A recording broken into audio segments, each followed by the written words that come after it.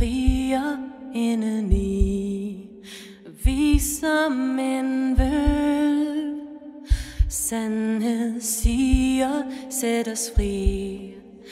Følg morgens lys ud i havets dyb, til din havbølge dum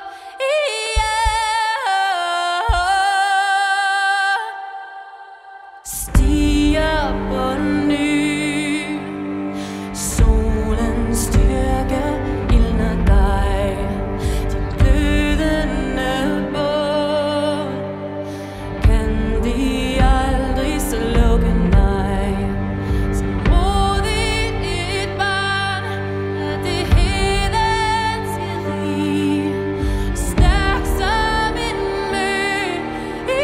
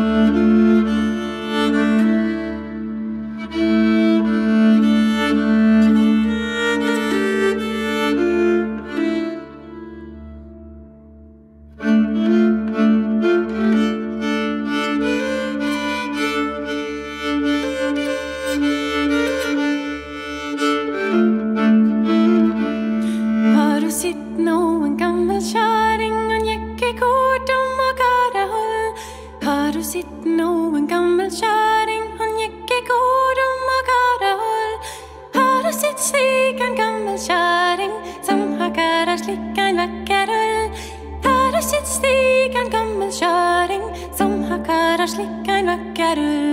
Trallararudididididum, trallararudididididum, trallararudidididum.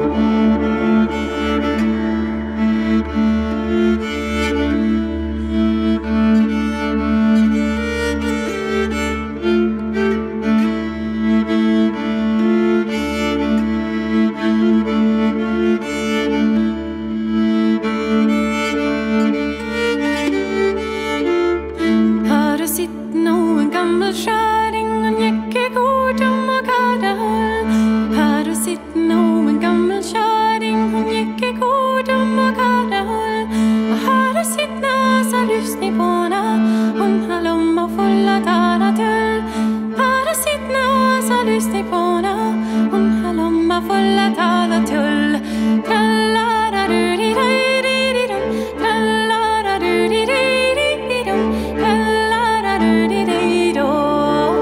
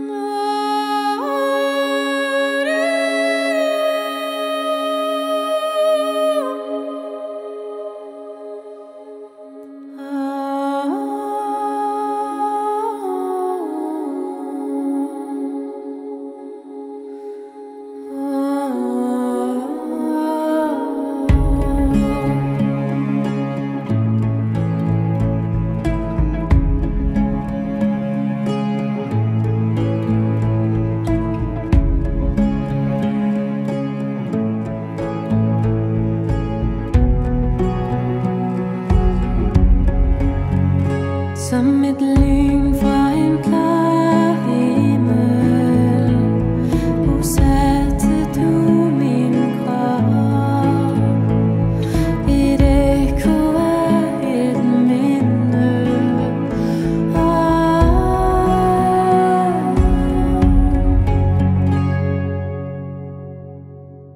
Frugtbarhedens gudinde, hende hører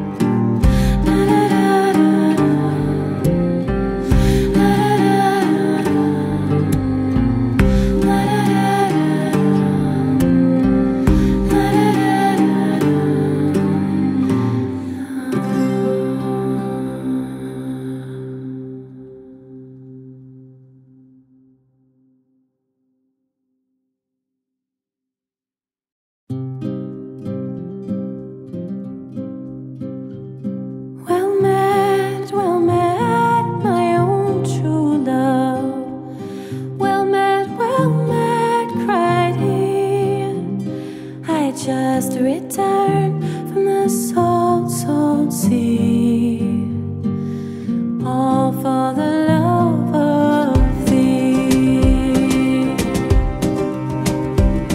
Well, I could have married the king's daughter, dear. She would have married me, but I have forsaken her crowns of gold, all for the love of thee. Well, if you could have married the king's daughter, dear, I know you are to blame, for I am married to a house carpenter, and I find him a nice young man. Oh, will you forsake your house carpenter and go along with me? I'll take you to the grass grows green, to the banks of the salt, salt sea. Well, if I should forsake my house carpenter and go along with thee, what have you got to maintain me on and keep me from poverty?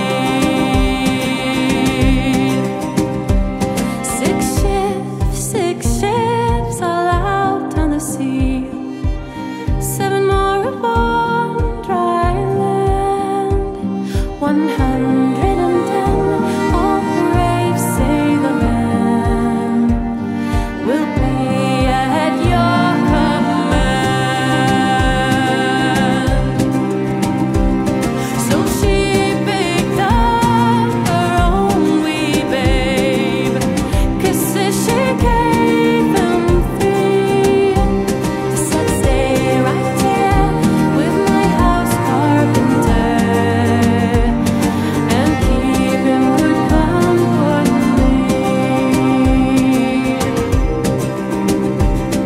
Well, it had not been about 2 weeks, I know it wasn't 3, before our fair lady began to weep. She wept most bitterly. She wept most bitterly. She wept most bitterly.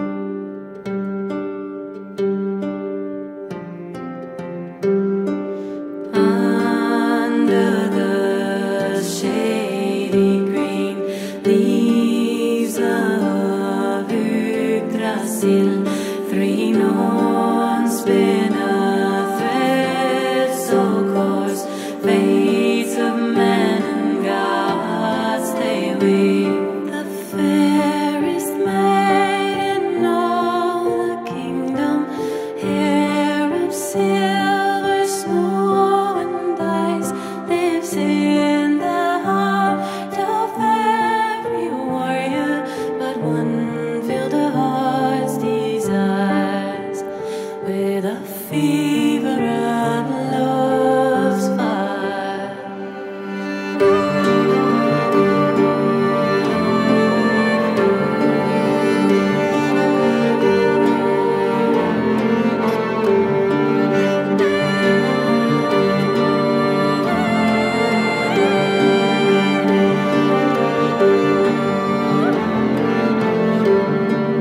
The course of true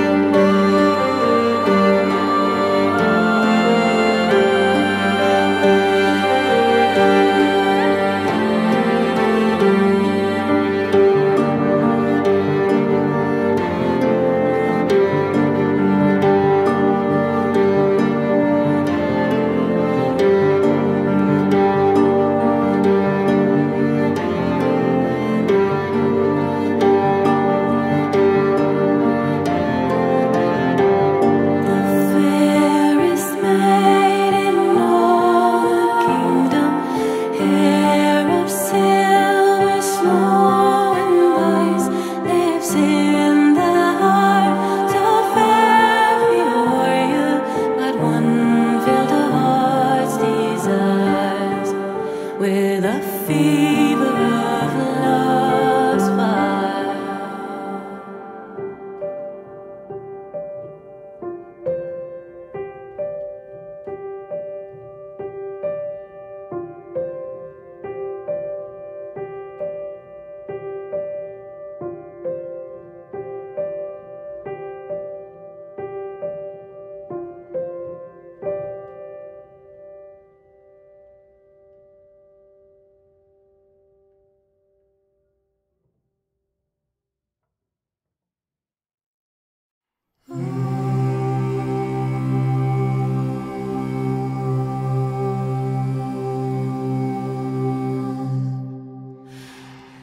Ramon var så en bedre mand, om han havde bedre klæder. Dronningen gav ham klæder på stand af blågarn, bast og læder. Sådan vil jeg ikke have, sagde Ramon. Sådan stemmer ikke bra, sagde Ramon den unge.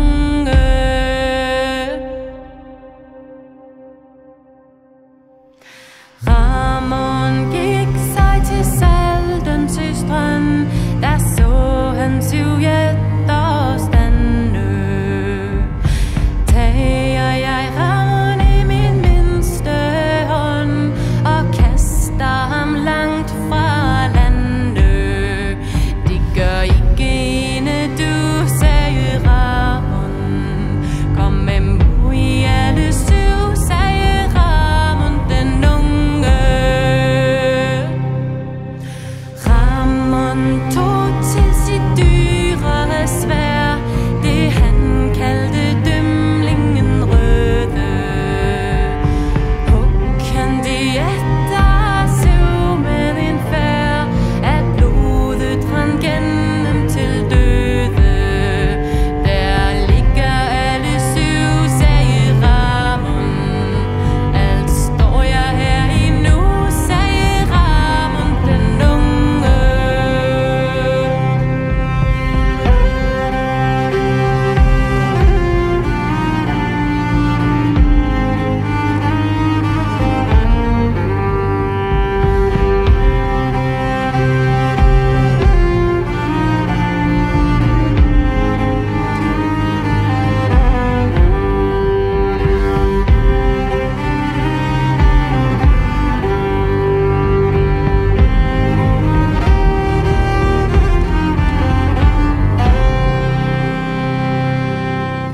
Ramon tog til sin store kniv, den han kaldte dømlingen dyre. Skilte han kejseren ved hans liv, at hovedet fløj 15 mile. Jeg mente det jeg ved, sagde Ramon. Alt render blodet ned, sagde Ramon den unge.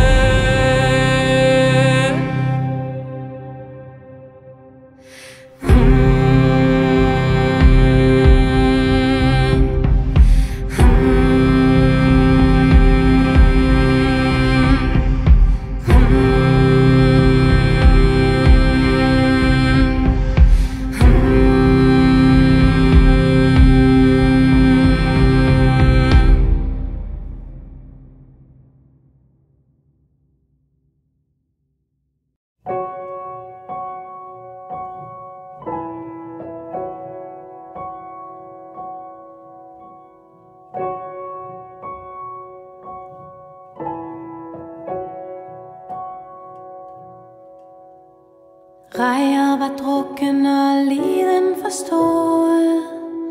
I bordet han slog sig i bordet, så folket det græd. På væggen det revner og loftet faldt ned. Sej, så det døden der dig. Ja, den som sluger vinder i ros, forstyrrer sit hus. Ja, brændevin forstyrrer på videre forstand. Man glemmer sin kone med barnet i favn. Sig til døden der dig. Rejer han ville til pigerne gå, på gangeren gå, med bestil og sadel og sving dig op på. Du skal ride til kirke, du skal ikke gå. Sig til døden der dig.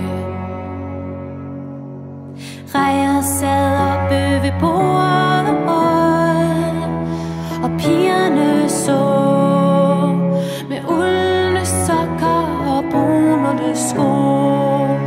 Hvor Rejer han lå, hvor Rejer han lå. Sig til døden der dig. Du Rejer, du var mig så stolt, men du frier som et naut. Du kunne vel spørge, om jeg dig ville have. Jeg kunne dig lide og svare dig ja. Sig til døden der dig.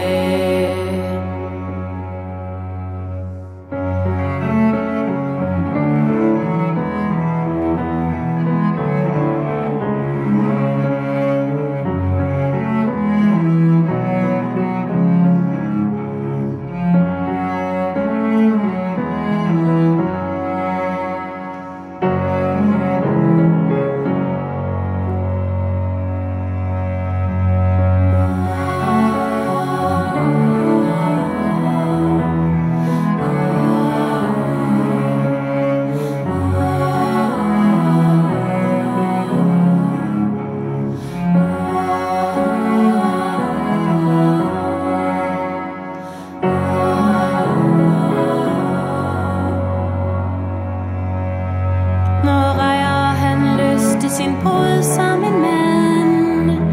3000 det sprang. Et bæger af sølv gav han bruden i hånd, og bruden i glæde i sengen sprang. Sig til døden der dig. Sig til døden der dig.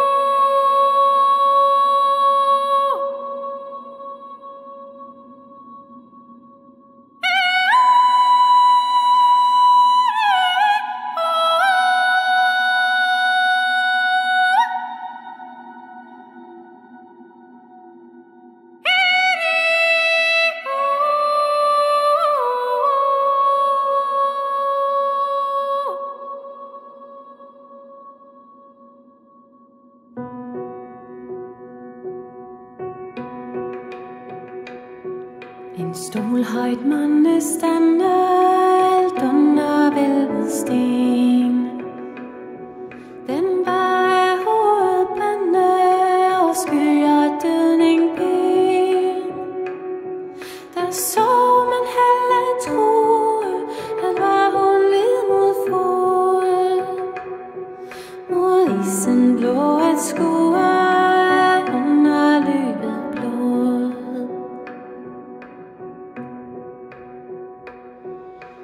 Dødning det videre, vel blege i måneskin. Hun straktes ud til kvinder med et hævngærigt sind. Det fåremulden lugte, hun svang det som en vogn. Som kongespirer hun brugte det i sin grumme hånd. Det var så tyst derinde, en lige lugt overalt. Der rørtes ingen vinde, kun hulesukken gjaldt. 3 fugler blåligt lue ved hver en dødning stod. Men idel redsel skue